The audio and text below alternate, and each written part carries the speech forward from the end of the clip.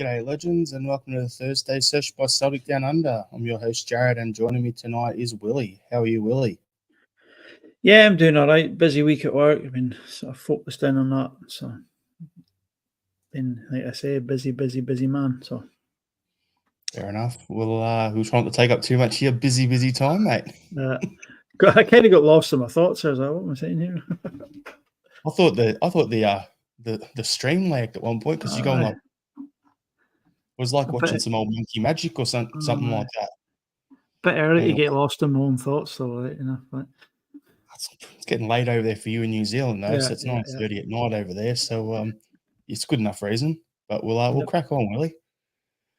Thanks everyone for tuning in to the podcast. We appreciate it as usual. Yeah, we're going to talk about a Champions League game, which is pretty forgetful as we are just talking about off air, Willie. So Lazio 2, Celtic 0 in the Champions League.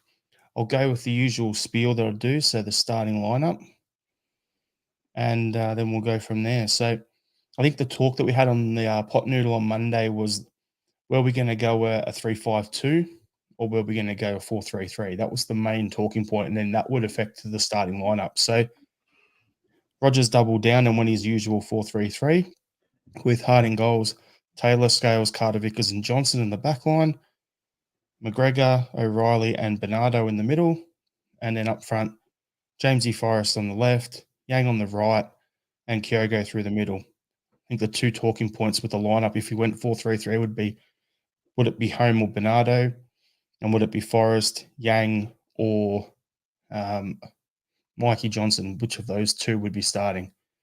So, Willie, what was your thoughts when you saw the starting lineup? I just thought they went with the tried and trusted formation that we've been playing all season. So I didn't really. There's no real complaints about the starting lineup.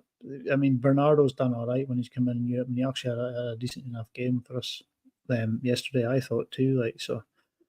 But we're seriously lacking in any sort of quality in the wide areas, and that was pretty evident. As the game wore on, so it may have been better to go to a 3-5-2, but like I say, it's a 4-3-3 is what we've been playing, so they've kind of stuck with the tried and trusted. Yeah, well, you're saying we're struggling in the wide areas. Well, I'll go on a little tangent here. Our bench, talking about struggling in depth, you have a look at it. Turnbull, Mikey Johnson. They were the three guys who came off the bench. Off the bench came the goal scorers in Mobile, and they had Pedro come off the bench. So that's showing levels here.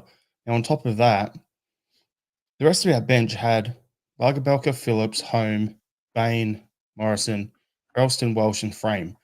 So you had 5 defenders on the bench out of 10 players, I think it was. Yeah, it wasn't great to see, was it? You know what I mean? When you're kind of looking to change things up a bit, you look at the bench and you see that, and you think, okay, there's not much I can change up here. Like, just injury ravaged at the moment is leaving us pretty short. Yep, and at the start of the season, all the injuries were at the back line. At the moment, they're all pretty much seem to be in the wingers. So yeah, it's been a bit of a doozy on that front. So we've rattled them off the top of our heads, Willie. How about we go one for one and who we're missing? So I'll start with Abada on the wings. Who you got? Maeda. And then I've got, I'm losing already. I'm going to say Tilio didn't play because he wasn't qualified and he's been injured all season. There you go. It's a cheat's way out. Palmer was suspended. Yep. So there you go. There's 4 guys who would probably start over, well, Tilio probably not, but the other 3 would definitely all start over the top of the guys who did start last night on the wings for us. So, yeah, it's just a bit of a, tough situation. I was gonna say shit show, but I was just waiting for it to tick over the 5-minute mark so the show doesn't get demonetized. So it was like 4 minutes, 58 seconds. Yep, hold off 3 more seconds and then say it. So it was a bit of a doozy there. But yeah, the starting lineup was a bit of an interesting one. We've got some comments here from a few guys as well, so we'll bring them up and go from there. So John Clements will miss the live show. Here's my tuppence worth. Need the Lazio final to Champions League level. With our best players available and better summer signs, we could have easily been through. 100% agree with you on that, and we'll touch on the better signings and stuff later on in the pod, but spot on, and a lot of Celtic fans are saying the same thing. Robert Gibson was right or wrong. I picked the score on 1 of 20. There's silver linings for you there. Andrew Galea, Kyogo was so isolated, no cohesion moving the ball in the final third. Why play Bernardo when he doesn't play in the league? Don't know. Robert Gibson again. We would have been better off to buy Champions League instead of SPFL level. O did well when he came on. Where was Awada? And Andrew's also saying we shouldn't have played wingers. Yeah, we should have gone the 3-5-2. If our wingers are as bad as they are, and we have, probably have 5 defenders on the bench plus the 4 on the pitch. You got 9 defenders available. Why not play a 3-5-2, 3 centre backs, 2 wing backs? Like, I know we haven't played or practiced it, so yeah, it'll be an interesting one. But I want to get your overall thoughts on the performance, Willie. Yeah, the performance, it's another game where we seem to shoot ourselves in the foot. We played okay in a very drab game for about 80 minutes and then capitulated. The substitution in Bernardo was a turning point for me. I thought he did all right in midfield, and I thought that Guendouzi found a little bit extra room after Bernardo was taken off the pitch and O was put on. I thought Kyogo was starved of any sort of decent service all night, and he was looking for the ball all over the pitch. He just couldn't get anything to come to him. Young and Forrest were largely anonymous for the whole game. It was just overall a bland game of football. It was slow. It was ponderous. There was a lot of horseshoe style playing around. It was a really, really poor Lazio side that we should really have taken 4 points over the 2 games, at a minimum of 4 points over the 2 games. But it's another prime example of the board thinking that we only need to be 1 step ahead of Rangers. We just lacked any sort of cutting edge in that team yesterday. It was really, really evident this time round. Yeah, on that, Willie, you're talking about just horseshoeing it around and everything. So I want to bring up something from the 2 Lazio games. You said 4 points. Last one we lost 2-1 with a late goal in the last 10 minutes when Immobile scored there. And then he comes on, scores 2 in the last 10 minutes again this time.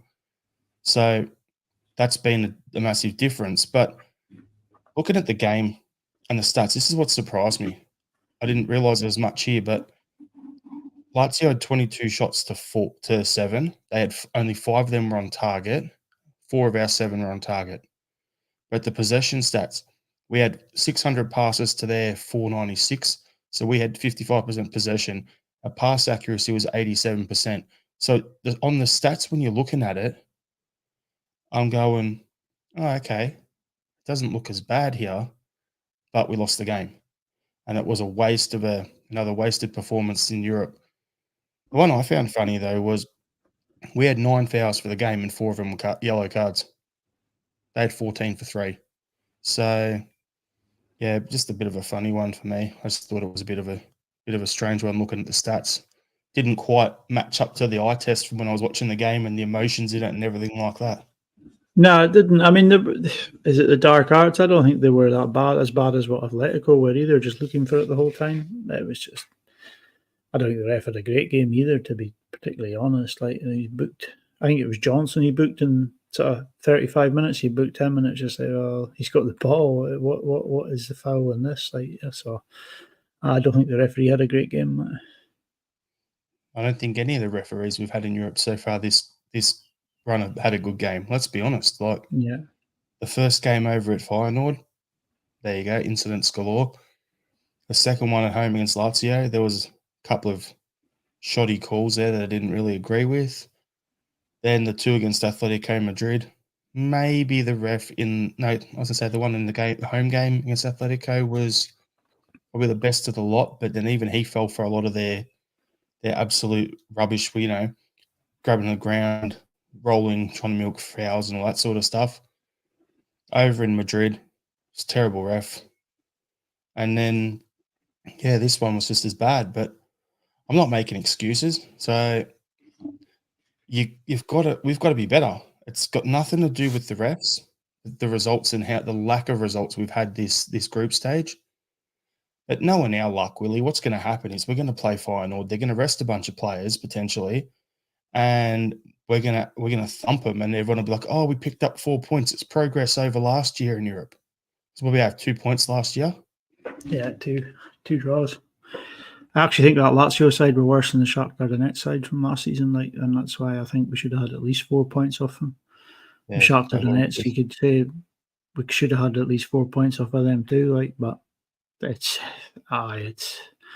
it's not good viewing when you see it and all the stats that are there and possession and passes and that, and then you just look at the results you've had. It's not great. I mean, some of the performances have been okay. The one against Madrid away was absolutely shocking, but the home draw against Madrid was a good result. Couldn't hold out against Lazio at home, and then there was a away defeat in Rotterdam. It's not been a great campaign for us this season again, I'm afraid. Yep, 100%. And I just look at it and just shake my head, going, we come in and we go, if we can pick up points in these games at home against Lazio and Feyenoord, then we're a chance to go through. If we can go to Lazio and do that, all this if and all the hope and everything, and you think, oh yeah, our team has been good last year. We've won a treble. Brendan Rodgers is here. We brought in some players. Oh yeah, I think there's been a bit of turnover. On paper, we look weaker, but we'll be okay. And then, but Bill, you get dished up this Yeah. steaming pile of absolute poo. It's just disappointing, all things It's considered. But 80, 85 minutes in a lot of these games, you're in it and you're playing well, or you don't play well, but you're playing okay, and you think, we're doing all right, and then there's just that 5-10 minutes of concentration lapses, and it's like, all right, okay. Here's why we don't get that many points, isn't it? I look at it, Willie, and go, the way I'm feeling at the moment after the last couple of games in this, and the style of football we've dished up, and the lack of any cutting edge and missing so many chances. I'm starting to get that feeling, and someone said it in a group chat that I can't remember who it was, and I'm agreeing with them 100%. And whoever you are, I'm thieving your line here, but I'm feeling like now I understand why in the league a lot of clubs don't bring massive away fans to Celtic Park, because they know they're going to be up against it and trying to win. And after these Yeah. last few performances in the Champions League, I'm starting to feel that way. It's like if I didn't have to talk about it on this pod tonight, I wouldn't have watched the game. Honestly, that's how I'm feeling at the moment. I would have watched the replay, the highlights, whatever, but I wouldn't have got up at 4:30 in the morning to watch the game. It's just like, that's the brutal stuff. So for me, it's just one of them where I'm just frustrated. And as Michael Ross is saying, hail, hail, my fellow fed up Celts. Yes, that is the best way to sum it up.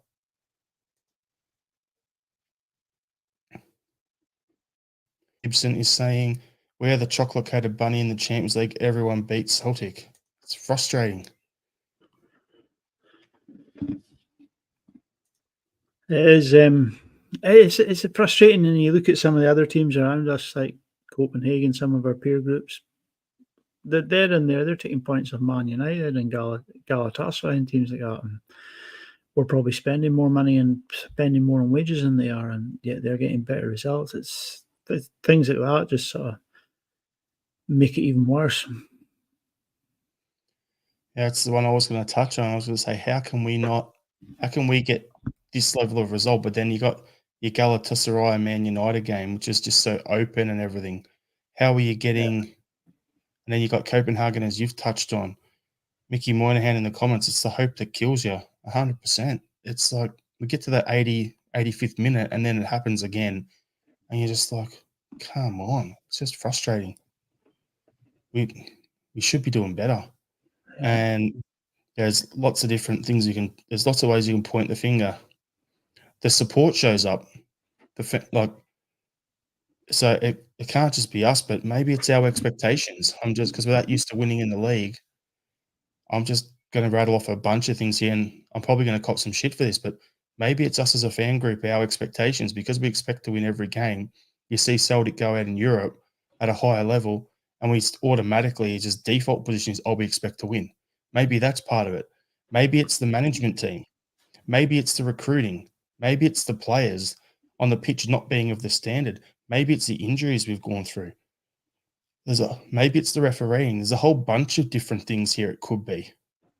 So I'm just rattling off a whole bunch of different things that it could be. But above all else, it's a combination of everything. Yeah. I mean, I think if we had our first choice wingers playing there last night, I think we could have been able to get in behind them. But the fact that we're playing with our fourth and fifth choices, it showed. You know what I mean? Young went into hiding most of that game, and Forrest was just a non-event from start to finish. I mean, the most notable thing Forrest did was getting subbed. To be honest, like it was really poor in the wide areas, and I mean, players like Johnstone suffers when he's got somebody in front of him who's hiding. His out ball isn't as good as his overall performance because he's penned in then because the guy in front of him's hiding. And then you look at Kyogo, he's just starved any service. He's drifting out wide in both areas, trying to pick up the ball. He's on the edge, corners of the boxes, trying to get in from there. And just no service at all. And if you can't get service to Kyogo, he's not going to score goals. You've seen that over the last two games. If he's not going to get fed the ball, he's not going to score goals, and he'll start drifting all over the pitch looking for it. And that's the sort of game there, Willie, where, a couple of years ago we would have been, okay, if we know it's a game where we're going to get pinned in and we're not going to get a lot of service to Kyogo, then that's where we'd be like, okay, let's start Giakoumakis in the middle. And let's have the big battering ram up there who gives us an out ball that we can play it to, and then guys can play off that. Yeah. So in that situation, should we have been playing O, or should we have gone to that 3-5-2 we're saying with O, with Kyogo playing off him to give us that out ball? Maybe. But, there's a lot to talk about here. It's a lot of pressure to be putting on O's shoulders. I mean, he's barely getting a start in the SPL, and he's barely getting a goal in the SPL. To expect him to go out in the Champions League and start scoring goals and that, it's a big step up. You can see it with Young. I mean, he's starting to get a couple of good performances here and there in the SPL, but into the game yesterday, he was like a rabbit in the headlights at times. He was just like all at sea, and you could quite clearly see he was a bit out of his depth. So it might be a bit unfair throwing O in there, expecting him to work wonders when he's not really getting a chance at a domestic level. Yep. And Robert's agreeing with you there, Willie. O's not Champions League quality, barely SPFL level. Yep. Listen, I said it before. Like, Rodgers took O on for Bernardo, and you can see what he was thinking. Right, we have to win this game, if not we're out of Europe altogether. And he's gone with two up top. But as soon as we took Bernardo off, that boy, big sideshow Bob, what was his name? Guendouzi, he started to get a bit more freedom in the park and started to be able to work the ball about a bit more, and that's where it cost us. So I think the substitution happened in the 71st minute, and then within 10 minutes they were 2 goals to the good. Yep. So yeah, it's just frustrating overall. I get what you're all saying there in the comments and everything as well. So I just want to. You went through the players already, Willie. I don't really think we need to focus too much on them here. I think I was touch on the wingers. Yeah, Yang, he was like a missing shirt out there. Yeah. I think maybe he's overawed or not quite at that level. He's one that this time next year will be better for it, but I don't think he's at the standard just yet. And then you have on the other side, Jamesy, you've been a great servant to us, but yeah, I don't really think that he's definitely not he can do the job for us if we need to in the league, but not in Europe anymore. So yeah, we've got to get that whole winger situation. But honestly, I'm gonna try and turn it from a post-mortem, being all sort of negative to, if you look at that lineup that we played with that possession stats, and you had, say, Kyogo in the middle, Maida on the left, Abada on the right, would it have been any better, Willie?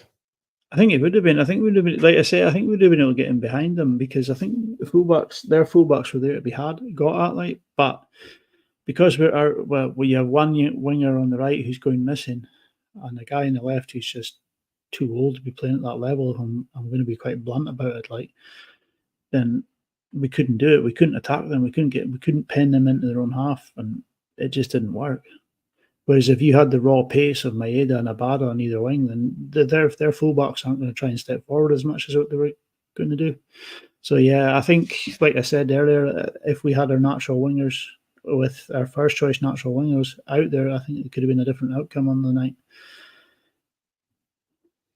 Yeah, and I'll just look at it and go the directness from those wingers as well, getting in behind Yeah, would have maybe opened up the middle of the park a bit more for us too, because then you can go to Kyogo, you can get it wide. So yeah, there's a whole bunch of stuff there. We had some good comments coming in, guys. Keep them coming as well. We'll get to a bunch of these comments when we're talking about the transfer stuff later on in the show. Yep. And Andrew Galea, the positioning was all in our half. The wingers kept passing it back. It's a bloody recycling that we do. Just, it's good for the environment, not good for us as a football team. Just get it moving. So, last couple of things I wanted to talk about the game, and they're not really football related on the pitch. The banners from the Lazio fans, absolute wankers. There's no place for that. I hope they cop a nice big fine. That's all I've got to say on that. If we get fined for what's happened at Celtic Park this season, then they need to be copping an absolute pasting with the stuff they put up there. Yeah. And the other thing was the main one for me is the fan access to the stadium. I don't know what you've seen on that, Willie. I just seen that some of the players are a little late. Some of the fans are a little late at getting to the ground, and they never get into the second half. Yeah, a It little turned late. out, yeah, they were a little bit late getting there, but they weren't allowed into the second half, which is pretty bad. What's the point in flying all the way over to Italy just to get 45 minutes of football rather than 90? But there's So also carry on. So basically, what I've heard from someone who was there is they got there the 2 hours before, like they were all told. They barely moved for an hour outside before pre-game. They all got basically in the area. Then an hour pre-game, they were allowed to start moving in and go through, and every single person was having to take off their shoes to be checked for any flares or whatever. And even one of the people I know who was there, handbags, tipped them all out into a garbage bag, checked for everything, checked the lining of the handbag for flares, the works, everything back in, and then they were wandered down and then allowed to go through. So if they're being that thorough, holding him basically in a waiting area for an hour, then checking every single person for that long, no wonder some people got in just before the game, like that one I'm talking about, got in right just before the game, like 5 minutes before kickoff. Others didn't get in until random points in the first half. Majority of the fans got into the away bay at the start at half time, but there were some people who travelled all that way and were held up in lines that long that they didn't even get into the game. Yeah. That's piss poor, the amount of money that's being spent. And the thing that frustrates me is you think you'd have a supporter liaison officer that the club would appoint for these away games, that if something like this was happening, they could talk to Lazio's supporter liaison officer and make it actually work so that people get in, because they're paying all this money to travel over to Italy, accommodation, flights, tickets to the game, to then go and watch barely half a game of football. Some of them, it's just pathetic. Yeah.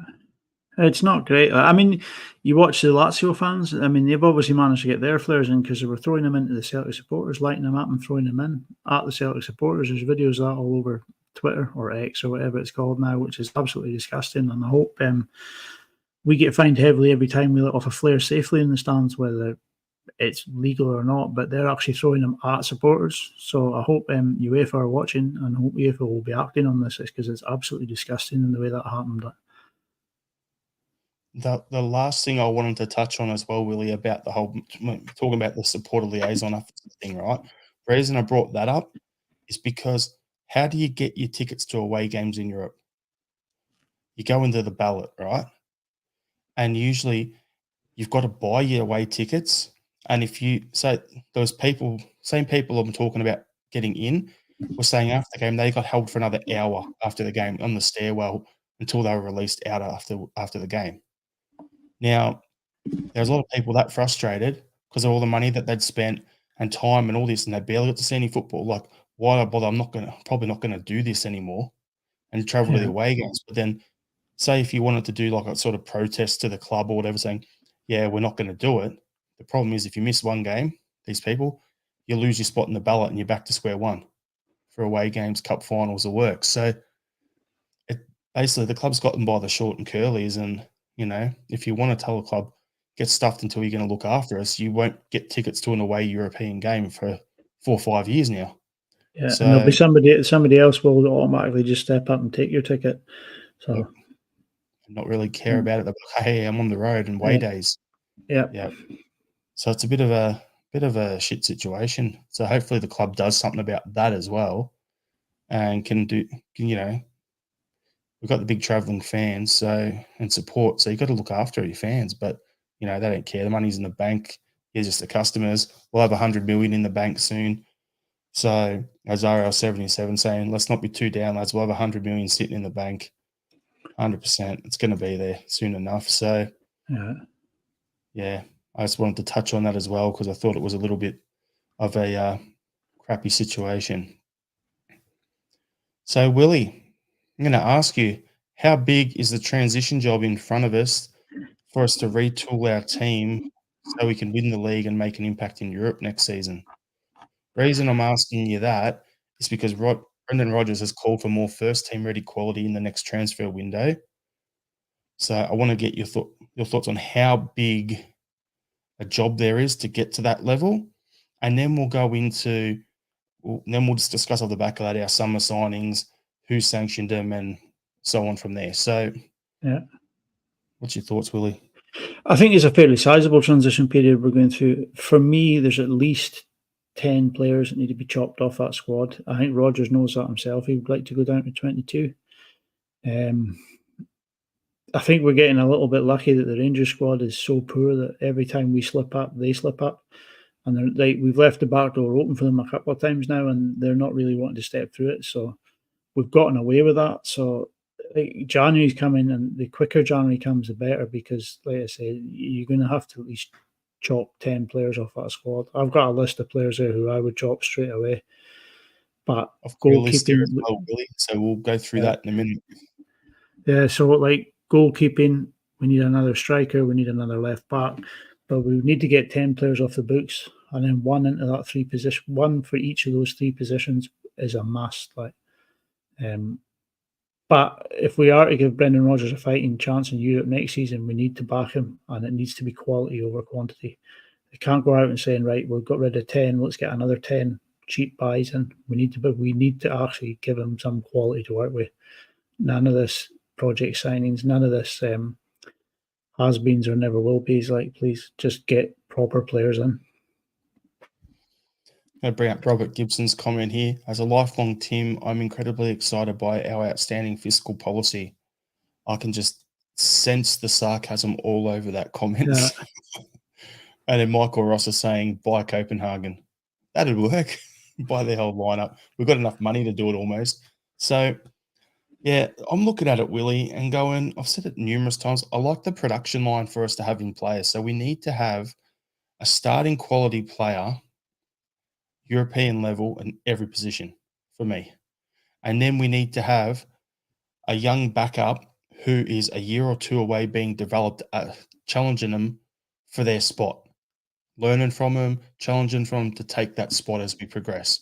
So that if you sell that player after the 2-3 year sort of time frame most players have at the club, you've got a ready-made replacement to step in.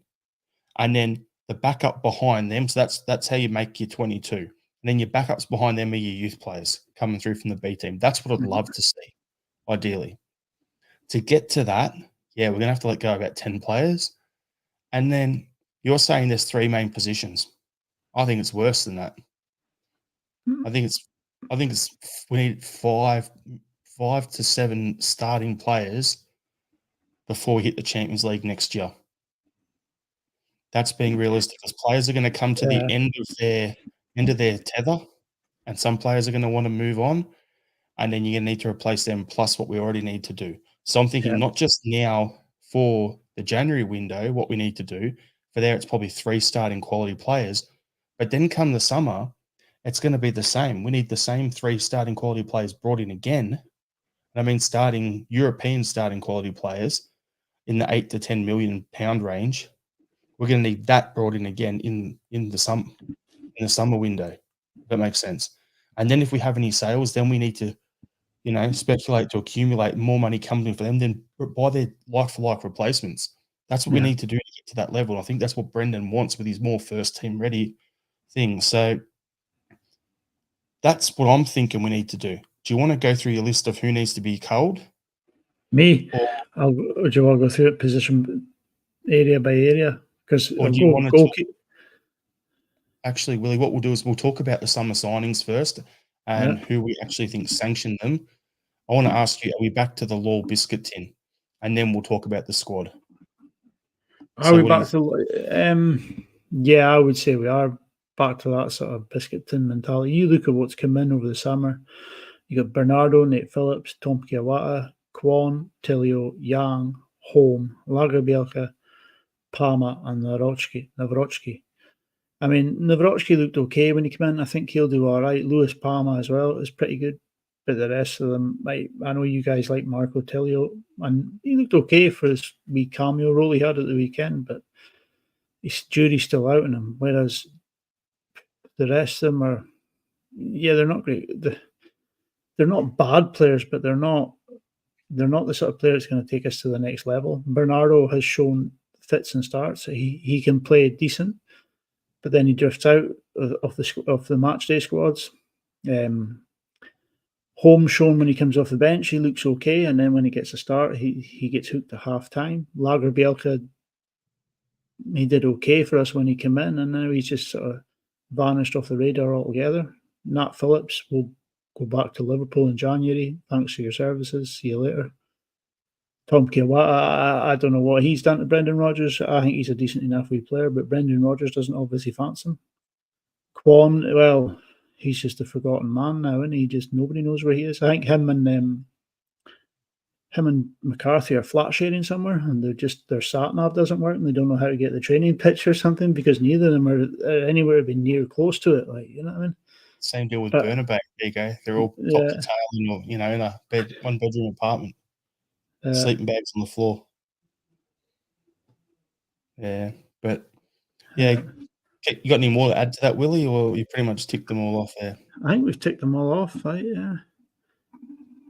Yeah, so for me, talking about the evolution of the squad, I think Rogers in the AGM said he's got the final say on all recruitment, right? That's what he said. It's a good for a sound bite. I don't actually think that's true for what came in the summer because if we're being honest, as if Rogers has come in and he's already scouted each and every one of these players for months and months and months on end when he'd been at pre-planning going down the road of the recruitment and what they wanted to do before he left there and ended up back up the road with us. So I'm not putting all of this on Rogers, but him in that chair would have been like, yep, okay, which is him saying, yeah, here's the final say. He would have been nodding his head and agreeing to it. Yeah. So he does have some of the blame, but then who is it that's making the call on which players we're scouting, which markets we're scouting? Because I'm looking at it going, and there's stuff here. So there was an article in The Athletic about Mark Lawwell when he came up from City. And basically what they're saying is that he was he was pants as a player analyst, but they found a niche for him. He's got the position because he's good with people. He was not particularly outstanding with the data and video aspects of his initial role as a recruitment analyst, but he had a knack for building relationships with contacts and understanding different markets worldwide. So that's what he was doing in basically the City group. He was, building a network, which is going to take time, and developing relationships with scouts in different countries. So if that's what he was good at, that's great. But in the meantime, what are we doing here? Are we just going to the well of players that we already know? Because to me, it just seems to be hit and miss over the off season. I don't know. I mean, it seems to be the Lawwell's names that's all over these signings. They just Yep. these aren't Brendan Rodgers types of players. They aren't I can't understand how Brendan Rodgers would sign off on some of these. Like, I really can't. Like Quan, not his style of player. Iwata probably isn't his style of player either. Like, it doesn't make sense to me. And I kind of thought, well, Brendan's probably thought we're way down the road with these ones. They're not going to cost too much. Well, we can spend the money, get them in, and we'll have a look at them when they're here. But here's a list of bigger signings we're looking for, and we just didn't get enough time to get them over the line. I'm kind of hoping that's the situation where it is, but I really starting to think that was just wishful thinking on my behalf at the moment, like, because when Roger says he gave his final say on all these signings, I'm starting to think that's just a script he's been given prior to heading out to the AGM, like, because it seems to be the exact same thing that Anne said the season before. So I don't know. Something doesn't add up with it all at the moment, like, and I think it's just trying to save money here and there by the lulls, by the look of it, like, and it might just be the sort of mood I'm feeling after another defeat. We had a draw at the weekend and then a defeat in Italy, and it just doesn't leave the mood very good with the team at the moment. And then you straight away you look at who do you blame, and it's the board that's getting it, like, because they deservedly do get it, like they deservedly are getting it because it's them. It's the buck stops with them this season, I'm afraid. And this is something that I've said in the past. I would love a sporting director or a director of football to come in and oversee everything. So they oversee the first team manager, they oversee the academy, they oversee the whole recruitment team. And that person, like the perfect example would be Michael Zorc at Dortmund, for instance, where he oversees. They had Jurgen Klopp, he moved on, they bring in the next man. I think it was Thomas Tuchel or something like that. And then he moves and they already got the next guy identified to come in and take on. And they lose a scout to Sven Mislinstad or whatever was their lead scout. They lost him to Arsenal. Didn't miss a beat. On they went. So they're always forward planning, not just with the players, but the overall club. I think that's what we need. That's the only way for us to grow and jump forward. But yeah, it's going to be a bit of an interesting one. So I look at it and go, I don't think the standard of player that has come in so far is what Rodgers was promised or told he'd be getting. And if it doesn't happen for him in, say, in this January window, if we're not getting in those at least three first team quality players ready to bet in for Champions League next year, I think Rodgers will stage manage his exit in a better way than he did last time. And he won't be here next year. I don't think he'll tolerate it. So that's just Yeah, my. and do you know what? If he leaves again at the end of the season, I wouldn't blame him. There wouldn't be any sour grapes like there was last time when he left. Like with me, it would be like, do you know what? I don't blame you this time. Like, you know what I mean? You've come back to the exact same situation you left. You left because of this reason, and you wouldn't be able to blame him, would you? Like, you know what I mean? Let's just say, Willie, I wouldn't be throwing my book this time around and dinting it Nah, like I. nah, there would be no rat emojis all over my Facebook page. It would be like, you know what? See you And later, on mate. Like, trips. all the best. Yeah. Yeah. So you're talking about evolving the squad, right?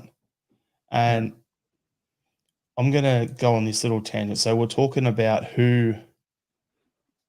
what squad changes we'd make in January. When you said that, you pretty much rattled off everyone that I was thinking would probably move on. So I'm like, who do we look to sell? You've already touched on that, Willie. Who do you think will want to move on? Now, the one player that I think would potentially want to move on would maybe be Turnbull. There's been talk in the media last few days of a £7 or £8 million offer for him to go to AC Milan. I've seen people online saying if that bid comes through, they'd drive him to the airport. So I look at that and go, I don't think AC Milan would pay you £7 million for a guy who's out of contract at the end of the season just so they can get him a few months early. They'd probably offer us 2-3 million.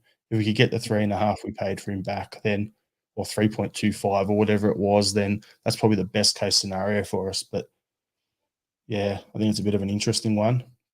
What's your thoughts on that, Willie?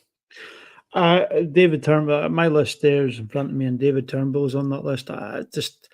he goes missing in games. He can take a shot from outside the box. He can hit a dead ball. He can hit a penalty. But when the going gets tough, David Turnbull quite often goes missing. So for me, I wouldn't be interested in giving him a new contract. He hasn't shown me enough to say that he is going to be a combative midfielder that we would need. It's all right patrolling outside the box looking for second balls to latch onto and hit, but when you need to dig in and start defending and doing a bit of work in the middle of the park, David Turnbull quite often goes missing, and I've noticed that a lot with him. So I think the Aberdeen game early on in the season, he just straight away he was hooked at half time. The going was getting tough in there, and he went missing quite quickly. So yeah, he's on my list of people I would call.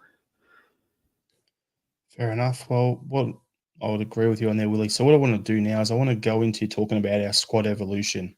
So we're talking about who we should leave, who we should keep, and go from there.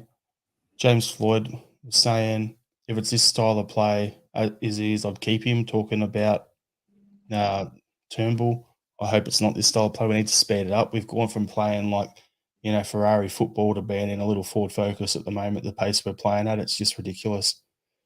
Chris Commons could get a run in this sort of pace at the moment.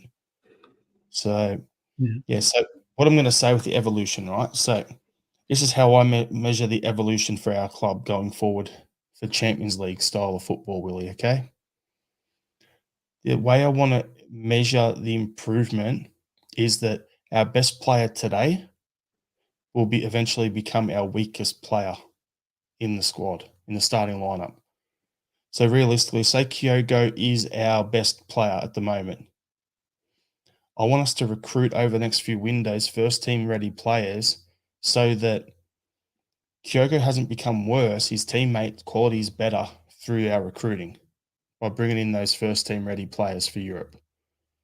That's what I'm thinking is the best way to look at it from an evolution perspective, rather than us going, oh yeah, we've got Kyogo, let's try and recruit, like we see it online all the time. Oh, let's recruit who'd want to come here to be a third team striker, a third string striker. Why are we talking about recruiting a third string striker? Why aren't we talking about trying to bring in someone to challenge Kyogo for the starting berth? And that in turn means Kyogo and the new guy are battling for the starting jersey, and O suddenly becomes your third string striker with a bit less pressure and time to develop. That's better long term. If we do the same in the middle of the park and bring in a good quality number 6 to challenge Kalmak, then he has to either raise his game or start playing in the 8, which in turn does that sort of thing, and so on throughout the whole squad. That's how I think we need to evolve. What are your thoughts on that, Willie? No, I can't disagree with you there. I mean, football is an ever-changing business, and we've seen that if you stand still, you stagnate and you don't progress, and that's basically what's happened to the Celtic squad. We haven't strengthened where we needed to strengthen. We haven't put pressure on players who were playing well. We've just let them sort of carry on. It's like Kyogo's got nobody there. We believe Kyogo's the best striker in Scotland, which he is, but we never really signed anyone to put pressure on him to try and see if we can make him better. Can he raise his level to make sure that the competition we take in is not going to get his place? So, I can't disagree with what you're saying. I mean, we've got a 32-man first-team squad. I mean, that's 10 too many. We've got a top-heavy midfield. Okay, the wingers, we're out of wingers at the moment, but even in centre midfield, we're top-heavy in there. We're top-heavy in centre halves. It's a seriously bloated squad we have, which it doesn't make sense to have some of these players. Burnaby, what's he doing? Why do we even have him anymore? He's not even going to get in the team. Comes on for 7 minutes against St Mirren here or there. That's it. Kobayashi, his time's up. I would say Stephen Welsh as well in defence. He's another one who's probably never going to get another really serious look at any action in the first team. And for me, Greg Taylor, I wouldn't have him anywhere near the first team either. I would actually throw Mitchell Frame in there now. I'm all but done with Greg Taylor. I don't think he's Celtic quality. He doesn't suit Brendan Rodgers' style of football either. We really need, like I say, we need to trim the squad, and we need to get in quality. And then when January comes around, we need 3. We need a goalkeeper, we need a left back, and we need a striker desperately. And that's 3 musts we must get in for January. And then we take it from there and go back to go back to the drawing board and see where we can strengthen and see where we can add to the squad come the close season. I'm going to give you some thinking time here, Willie. So what I'm going to do is I'm going to ask you, think of your strongest starting 11 when everyone is fit at the club, right? I don't need you to say it just yet. And I want you to pick which of those players you are confident are Champions League standard players. Like if they not necessarily elite level guys, if they are with another club or whatever, but if they were at Champions League level in the right side, that they'd be able to handle that level, no problem. So have a think about that. I'm going to bring through up some of the comments here, give you some thinking time, and then we'll go through that. So that'll tell us about the recruitment. Like where I said earlier, we need probably three now, three in January. Sorry, 3 in January, 3 in the summer. Just give you a bit of thinking time for that. So I'm just going to bring up some comments here. So Michael Ross was, if I was a wider, I'd be handing a transfer request. Michael's also said, I'd rather have Steve Clark as manager. He would make us hard to beat. That's one step away from Lenny. Mahesh was saying Celtic outspent Copenhagen by 2.5 times in the last transfer window, 22 million to 18. Don't think Celtic have got value for money. Pork Chop saying, never mind Brendan Rodgers type of players. These players aren't Celtic type of players. So just bringing them through. Michael Ross, it boils down to one thing. This board is stale and we need new blood, fresh ideas. The problem with the board talk is a lot of the guys on the board own shares in the club, so it's going to be hard to move them out. That's one thing that I hadn't even realised until today. RL77, currently recruitment isn't looking for experience. Maestro, everyone said Maeda was not a Brendan Rodgers type of player before the season kicked off. And who does the recruitment? Are they football people? So there's a whole bunch of different varying opinions there. You've had some thinking time now, Willie. So Yeah. do you want me to go first, or do you want to go with our strongest starting 11? Our strongest starting 11, I would have 4 of them who would be Champions League quality. I have 5. Okay. So I have one who's kind of on the edge, but performances this season have kind of pushed him a little bit to the side for me. So for me, I've got Hart and goals, Alistair Johnson, Greg Taylor as your fullbacks, Carter Vickers and Scales as your centre back pairing, because we don't know enough about Naroski or Lagerbelka or any of these other guys. We know Welsh isn't, so those two is your centre back pairing. Then midfield is McGregor, Hurtado, O'Reilly. And then up front, your starting 11 is going to be Kyogo in the middle, Maeda on one wing, and either Palmer or Abada on the other. I'll put those two at the same level. So going through that, for me, I'd say Carter Vickers is starting level, is Champions League level. McGregor is the one I've got a question mark on at the moment. His form has been patchy this season, but he's done it in the past. He's proved himself in the Champions League. Hurtado was one that I had ticked, but also had a question mark, so I've combined them two as one. O'Reilly and Kyogo are definitely Champions League level for me. What do you got, Willie? I've got CCV, O'Reilly, Kyogo, and Palmer, and I had a question mark over Johnson. Alistair Johnson, his form this season hasn't been great. Actually, I'll be honest, I forgot all about Rio Hatate, so I would probably go with 5 as well, because Rio Hatate can do it in that level. But again, that tick is sort of like Johnson. His form this season in the tournament hasn't been sort of great. So yeah, so there's 4.5. Yep. So realistically, that's where I'm saying we need that 5 to 7 players, because if it's 4, our starting 11 of that level, this is how confronting it is. Yeah. You're missing 7 players. Yeah. So realistically, like for me, Abada and Palmer may develop into that player. Abada may develop into that player, but they're not at that level yet. Alistair Johnson, I didn't classify him as one straight away because I haven't seen him with a consistent wing partner in front of him to build that partnership. this season. Last year he had that and he looked up to the level. This year he hasn't had that and he's been hit and miss. So there's reasons for all of that. So realistically, if we can get 3 in this next transfer window, whether that's a left back, another central midfielder, and a striker, if we can get that in now, great. And then we look at in the summer, look to fill the other spots in the squad while moving people on. Fine, we'll get there. That could be, 5 players in. It could be, 5, 6 players in. Get those 10 players out, and your wage bill drops down further as well, so you can afford it all. So Yeah. it's a bit of a doozy. Who all was on your cut list then? On my cut list, you've pretty much said it already when you went through it.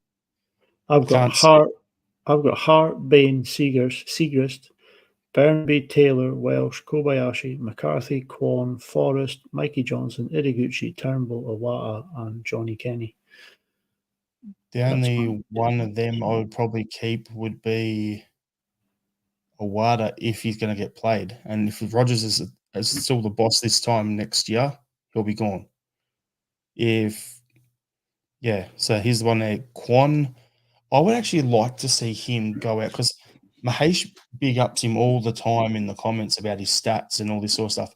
I'd love to see Kwon actually get a run at whether it's we put him out on loan to our club, feed a team in Austria for a year and get him playing European football week in, week out. There's maybe a couple of guys, maybe send him and send Kobayashi off to Austria for a year and see if that does anything for them before we look to move them on. But the rest of what you said, Willie, they're pretty much done, run their race. Yeah.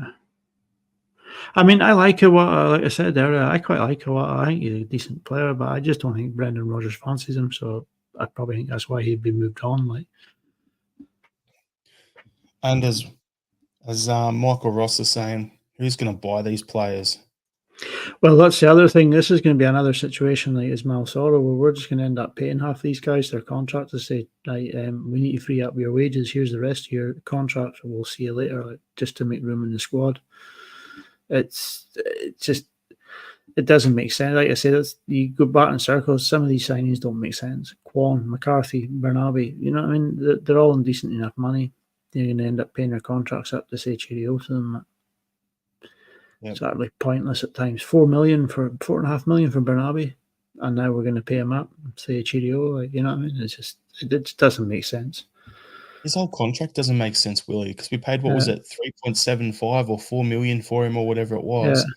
But then he's on £8,000 a week, so he's on one of the low earners for our first team squad. Usually, if you pay a big fee like that for the club, they'll be one of your higher earners. So it's still you'd think he'd double what he's on, but no, he's not. Sad state of affairs when Stephen Welsh is on more than you. There you go. Now, just for a bit of a chuckle before we get into it. Actually, I'll keep that one for another pod. Yeah, we'll keep that topic. I was going to go through our recruitment stuff ups is the nicest way I can sum it up over the last 5 seasons. So we'll talk about that more on a future pod. So yeah, I'm just thinking there's a whole bunch of stuff going on here. I think a few of the guys need to go out on loan to the guys over in Austria. Robert Gibson's comment. Love that 8K a week for being a post-op. Call of the night. So yeah, we're going to we'll just finish the pod off by talking about the St Johnstone game on the weekend. Was it Sunday midday kickoff over there, 11 p.m. for us? What's that? 1 a.m. for you Monday morning. It's one of that ones where you're just in no man's land. If you get up, you're going to be an absolute zombie at work on Monday. And if you're going to have to try and watch the game, you have to get up a bit earlier to watch the game before you go to work too. You've got 3 options, Willie. I can't do the media blackouts too. I need to know the score as it's happening. I'll wake up if I'm not going to watch the game, I'll still wake up at 1:20 and I'll have a quick check of the scores and that, see what's happening. and then you don't get back to sleep, so you'd be as well getting up to watch the game anyway. Like. Yeah, the three options are, you don't watch it, you wait till that Monday night and watch it then. Social media blackout never works. Nah. The second option is you just leave it, you wake up a couple of hours earlier for work, sleep through the night, watch it while you're getting ready to go to work. Or the other option is get up at stupid o'clock and just being absolutely off your head the whole day, just gone. Depends what you do for a job and if you can get away with it. No, I can't at the moment, like, so I'll probably have to watch it before I go to work. But I'll be up at 4 a.m. to head off out at 6. Michael Ross says, I hear Quan's allergic to square sausages. I found a place that sells them over here in Melbourne now. I'm absolutely wrapped. There's a Can you place get Scotch? What's that? Can you get a Scotch pie over there? Like, I'm choking for a Scotch pie at the moment. Can't get them in 11 money over here. Like, don't know, Willie. I'll check it out on Saturday.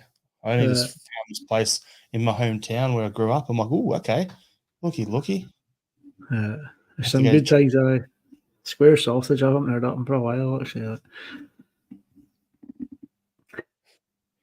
It's going off in the comments here. Sausage chops and all that. Lamb chops, lovely. So we'll get to the game. Us against St Johnstone.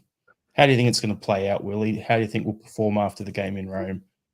Yeah, it's going to be another slog. I have a funny feeling that Craig Levein will shut up shop and put 11 men behind the ball. We do know in Paradise they seldom ventured out their own box, let alone their own half. So I'm really hoping we'll get an early goal and they'll have to step out, force them into the game. But I don't know. It's going to be a hard one to call because Craig Levein is very, very pragmatic when it comes to playing against Celtic.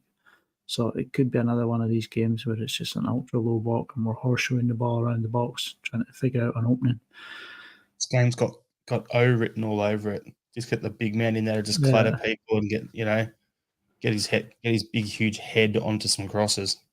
Yeah. He does have a massive bounce, so get in there. I'm looking at it going, I forgot who their manager was. I knew they'd got someone who played anti-football. So yeah, Levein, I would have rather Neil Lennon get that job because if he's playing against us, he'd be like, I want to go and score lots of goals and prove a point, blah, blah, blah. And you're banging 6 or 7. So yeah, it'll be interesting. But yeah, I think we'll be okay. I think the question mark's going to be how we perform after the game in Rome. I think there's going to need to be some sort of rotation. Like guys like Cal McGregor, I'd rest him for this game. Have him on the bench, but I wouldn't start him. And that's what I want to say. So I'm thinking we'd need to rest some players, and I want to give some other guys a chance to get a crack in the first team. And so realistically, Palmer will come back in on the left because he's not suspended in the league here. Yang played like absolute crap the other day, so I'd put him back on the bench, and I'd be giving Tilio a run. We saw him for a couple of minutes at the end of the game. It's not the Aussie in me; it's who can play on the right wing that we have available. Yang can. Mikey Johnston's better on the left. Palmer's better on the left. So your options to play right wing are either Tilio, Jamesy Forrest, or Yang. They're your 3 options. So yeah, I'd be and Forrest and Yang started, during the other day. So yeah, I'd be pushing Tilio for that spot there. So that'll give him a chance to establish himself in the team. If he gets in there and plays well. What are you thinking, Willie?